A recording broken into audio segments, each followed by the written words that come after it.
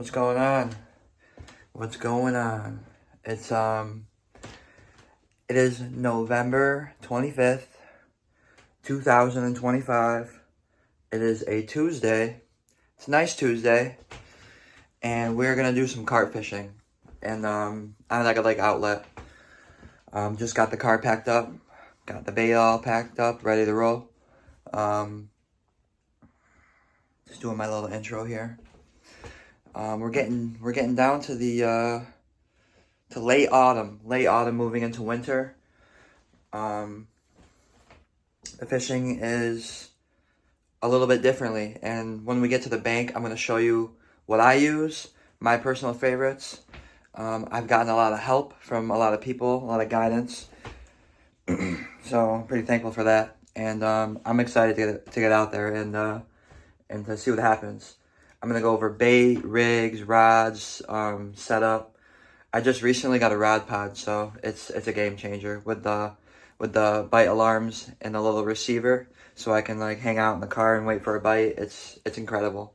It's true luxury. It's great versus bang sticks. You know, it's great. I can't wait. So yeah, we'll go over rigs and stuff, setups at the bank. Kind of go over like why I'm going to the spot I'm going to, like where I'm casting and all that sort of stuff, and like how carp are feeding right now. It's a little bit different than the winter and spring, you know. Their metabolism is slowing down a little bit because of the water temperature is dropping. It's like really cold. So we're in New York. We're up in New York, by the way. I knew I was forgetting something, but just ate breakfast. Gonna take care of a couple more things and head to the bank, and we'll see. And I'll go over everything when we're at the bank.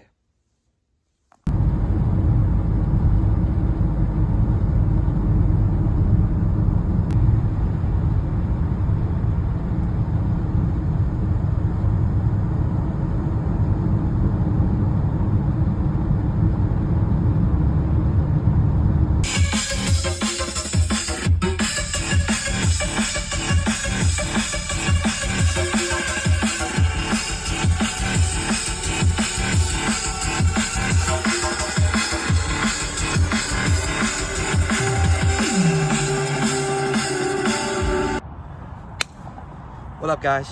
We are at the water. We're at the water. That's what it's looking like. We're at the swim. That's what it's looking like. And I'm gonna go over like setups and rigs. Shoot, I actually gotta get my rig. But yeah, we're at the swim. That's what it's looking like. So I guess I can talk about why I chose this spot. So I chose this spot because it's deep water. It's deep water. It's like 18 to 19, maybe 20 foot deep. And that's where the carp are going to be holding right now, currently, in the late autumn, because they want the warm and more stable. They want the more stable water temperatures, because their metabolism, they're just not feeding as much, you know. They want to conserve their energy. They want the more stable environment. That's why I'm choosing this spot, is because, let's say for example, I'm gonna go fish at let's see, Phoenix Dam, for example. It's in Oswego. It's Oswego River, Phoenix Dam, New York. And I just think personally, it's more shallow there. They're not gonna be there. It's too cold, you know. So that's why I'm choosing this spot. It's because it's deep, out in the middle. It's more stable water temperature. It's more stable. And yeah, hopefully we can get on some fish here. So what's next? I'm gonna go over my setup here.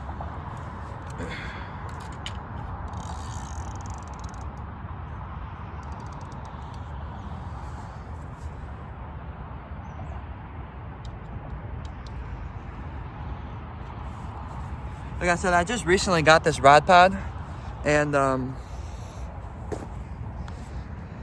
that's what it looks like. That's what it looks like.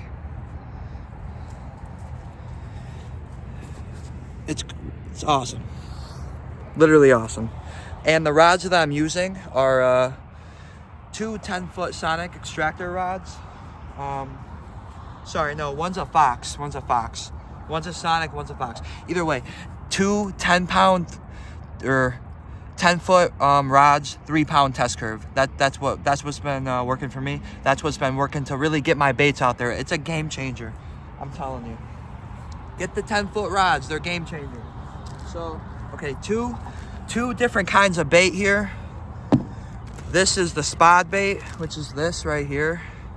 This little bomb rocket looking thing. It basically when I cast it, I fill it up with that chum, right? And when I cast it, and when it hits the water, it's gonna open up and disperse the bait around. So it's like a baiting technique to draw the fish in. It just helps a little bit, you know. It helps increases your chances. Everything that I do is for a reason, right? Like my setup and stuff. Like my rods are longer, so I can cast them out further, and to increase my chances to get my bait where the carp are. You know, that's what we really want. At the end of the day, is we want to hook up. We want action. We don't want to sit here and waste our time. So yeah. So let's go over my rigs. So over my setup here. So on my main line here, I just have my lead. Right here with a quarter quick clip. And I don't know if you guys can really see that, but like that little clip right there. See that? Yeah, there you go. That little clip right there. That's just gonna help attach the bait. And so what I do prior to coming out here, so I'm not wasting too much time, is I attach my bait on. And so I like pre-tie some leaders here, and I soak them in attractant. So they're more so they soak up that attractant, and you know, the carp can find it faster, right? They can chemotax to the bait faster. That's what it is, chemotaxing. They're navigating their way to the food source, right? So this is my rig of choice today. It's soaked in that attractant. So this is a half cut pop up with 2 pieces of corn on it, hard corn. The reason why I'm doing that is because I was taught through one of my buddies that during this time the weeds are dying off. During this time the weeds are they're dying off, right? And so there's not a lot of weed beds around anymore on the bottom. So yeah, sometimes it's gonna be a little tricky to get, but anyways, the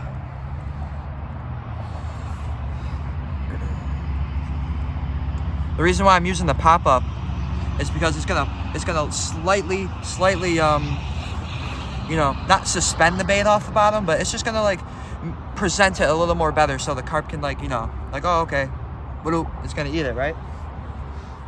It's gonna be better. But I'm using the same 2 baits for my rods.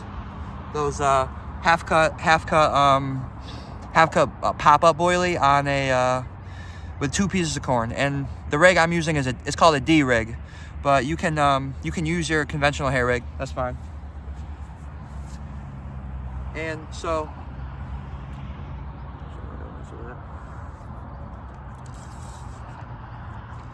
and also right now, it's really crucial that we understand what the carp are feeding on. They're seeking out carbohydrates and stuff right now, you know? Not so much like the high protein stuff. Like, we like to use a lot of boilies, you know? We think like, put a snowman rig, put a 3-4 boilies on your rig, you're gonna catch a monster carp. That is true. That's actually not. I've done that, and I've caught smaller carp on that. But anywho, like, you want to be using corn right now. because it's really we're in the States, you know. Corn has always worked. You can ask anybody, what am I going to use to catch carp? They're going to say corn. So corn is your best option right now, I'd say. That's what's been producing for me.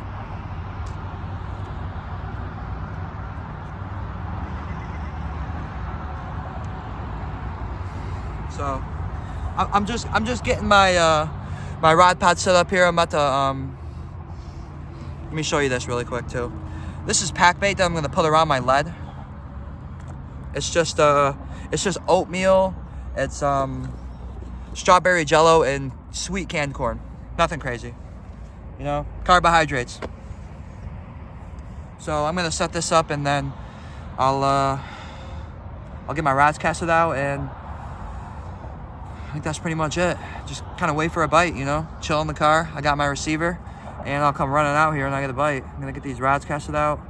I'm gonna bait up, do some baiting, and yeah, that's pretty much it. And we'll get back to you when we get a fish here.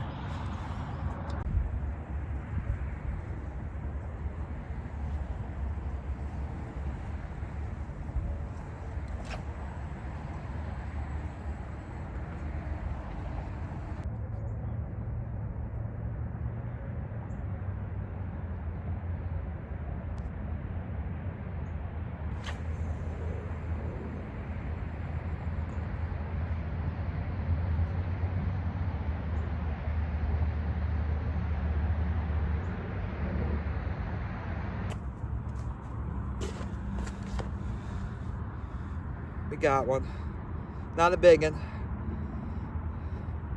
We got one though.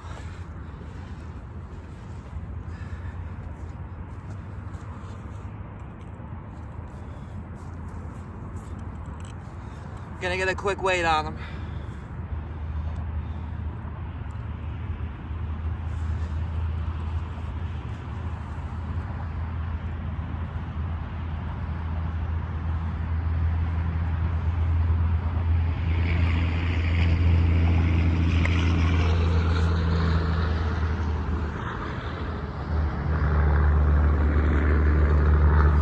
Yeah.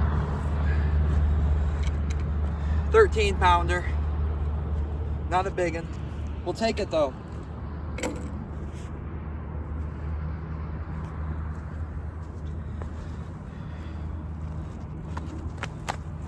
know, buddy. I know, he's nice and filled out. That's wonderful.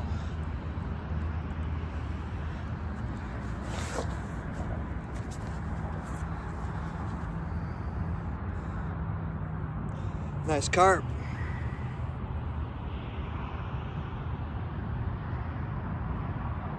Yes, sir.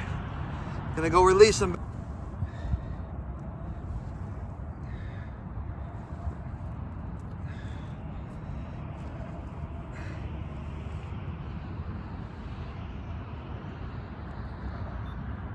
$19-pounder. A shy of 20. Shy of 20. Just under 20. 19.3. Fuck yeah, dude. This is a monster. This is a good fish.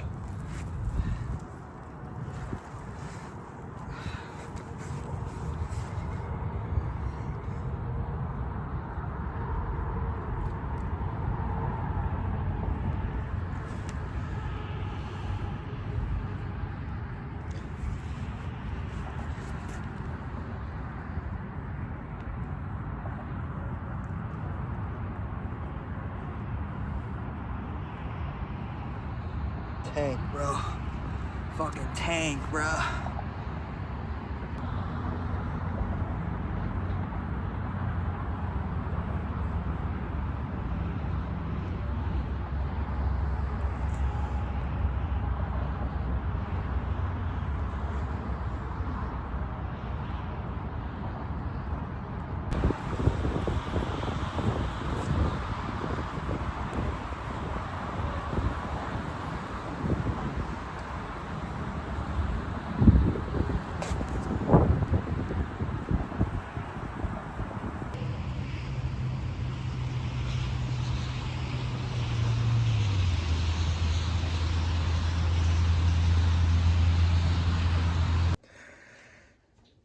Just getting back at the house.